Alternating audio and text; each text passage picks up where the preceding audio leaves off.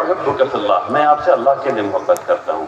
پھر دیکھیے علاقے میں کیسا امن امان آتا ہے، کیسا بھائی چارہ بڑھتا ہے، اور پھر کر کے دکھائیے اس کو انشاءاللہ، تب بات بنے گی باذن اللہ تعالی. اس سے ایک بات اور میں کہنا چاہتا ہوں آخر میں. مدارس اس ملک میں ہم لوگوں کی ریڑھ کی ہڈی ہیں. مدارس اس ملک میں ہم لوگوں کی ریڑھ کی ہڈی ہیں، اسلامی ثقافت کی ریڑھ کی ہڈی ہیں. یہ ختم ہو جائیں گے اگر مدرسین چندہ مانگتے رہیں گے تو. یہ ختم ہو جائیں گے، نہیں بچیں گے. ایک وقت آنے والا ہے، بہت جلد بلکہ آ چکا ہے، جب لوگ چندہ نہیں مانگنا چاہتے. کیوں؟ کیونکہ ہم جیسے لوگ ان کو ایسے کہیں گے چندہ کہہ کو دیں گے، اب تو بہت پیسہ کماتے ہیں، بہت پیسہ لیتے ہیں مسجد والے. نہیں میرے بھائیوں، بچا لیجئے، وقت ابھی ہے، بچا لیجئے. چپ چاپ سے آئیے، ہر مہینے باندھ دیجئے 50 روپیہ. جا کے ہم یہاں بکسا لگا ہوا ہے، اس میں جا کے ڈال دیں گے. ہر مہینے باندھ لیجئے 100 روپیہ، ہر مہینے باندھ لیجئے 150 روپیہ، 200 روپیہ، جو آپ کی استطاعت ہے. جس کا آپ پان کھا جاتے ہیں، جس سے کینسر ہوتا ہے، جس کا آپ وہ کیا کہتے ہیں کھینی کھا جاتے ہیں جس سے کینسر ہوتا ہے، اور مہربانی کیجیے کھینی پان وغیرہ سب چھوڑ دیجیے. کینسر ہوتا ہے، کینسر ہوتا ہے. پھر جائیں گے ڈاکٹر کو، زمین بیچیں گے، گھر بیچیں گے، قرض لیں گے کینسر کو ٹھیک کرانے کے لیے. 5 لاکھ 10 لاکھ 20 لاکھ روپے لگے گا. پھر فیملی کے پاس اتنا پیسہ ہوگا بھی نہیں، کھڑ کھڑ کے درد سے انتقال ہوگا. تو چھوڑ دیجئے کھانا، اور پھر دیکھیے کہ کھینی کھانے میں کتنا روپیہ لگتا ہے. اور جتنا روپیہ لگتا ہے نا، کہیے یا اللہ طے کیجئے، یا اللہ جتنا پیسہ لگتا ہے جوڑ لیجئے، اتنا پیسہ میں جا کر کے مدرسے کو دے دوں گا. دے دیجئے، سب سے آسان. تو مانگنا نہیں پڑے گا.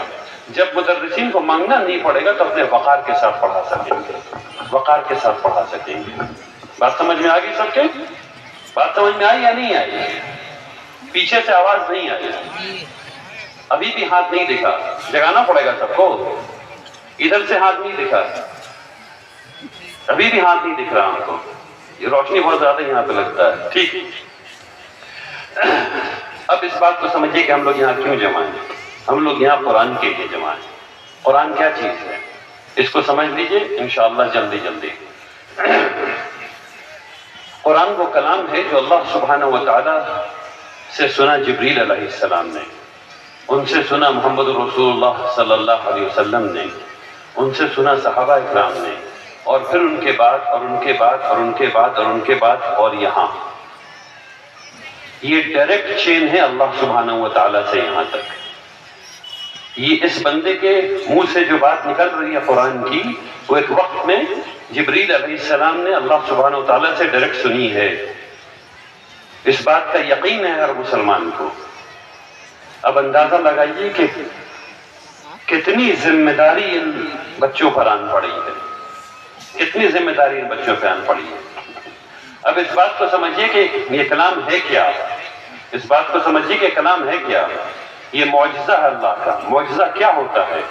معجزہ وہ چیز ہوتی ہے جو اللہ تبارک تعالیٰ اپنے نبی کو نبی ثابت کرنے کے لیے جب اپنی سنت کو تھوڑی دیر کے لیے روک دیتے ہیں، جب اپنی سنت کو توڑ دیتے ہیں، تب معجزہ ہو جاتا ہے.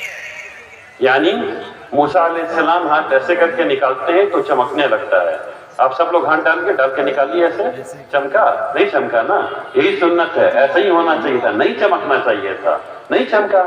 لیکن جب موسیٰ علیہ السلام ڈالتے ہیں تو سنت اللہ تبارک تعالیٰ اپنی توڑ دیتے ہیں، ہاتھ چمک جاتا ہے. عیسیٰ علیہ السلام کو اللہ تبارک تعالیٰ نے کیا معجزہ دیا؟ ایک مردہ کو زندہ کیا اور پھر وہ مر گیا تھوڑی دیر.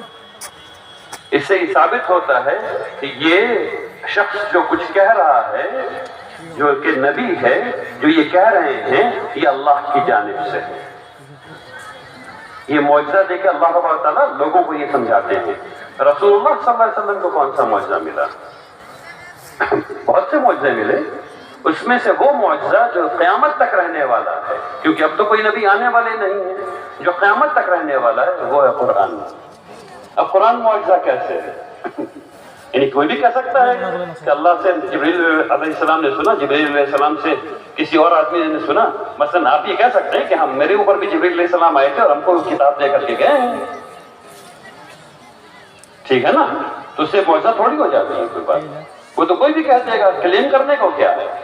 مسلمہ الکذاب نے بھی تو کلیم کیا تھا نا بھائی کہ ہم پہ بھی قرآن اتر رہا ہے، ٹھیک ہے؟